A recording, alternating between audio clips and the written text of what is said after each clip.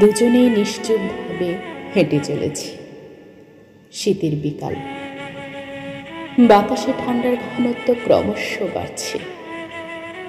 সাদা শাড়িতে আদ্রিতাকে এক টুকরো স্নিগ্ধ মেঘের মতো মনে হচ্ছে। আদ্রিতার গায়ে চাদরে জড়িয়ে দিতে দিতে বললাম, আমাকে একটা আকাশ দিবেন?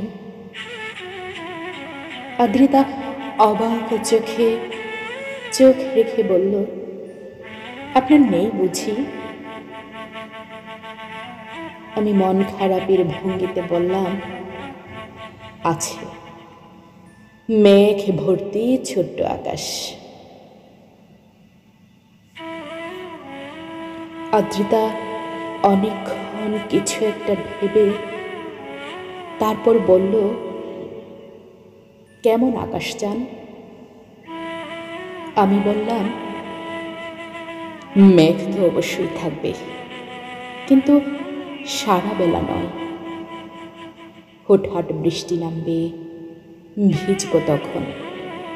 বৃষ্টি শেষে রংধনুর দেখা মিলবে। মন খারাপ হলেই নীলে আকাশ ভরে যাবে। কখনো কখনো প্রচণ্ড ঝড় আসবে,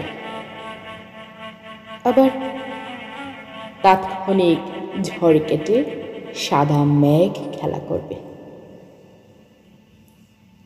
আদ্রিতাকে ভাবতে দেখে আমি আবার বললাম, আকাশের বুকে মেঘ, সে তো সারাক্ষণ ছোটাছুটি করে। আমার বুকে ছোট্ট একটা আকাশ, মেঘগুলো দল বেঁধে জমাট বেঁধে আছে।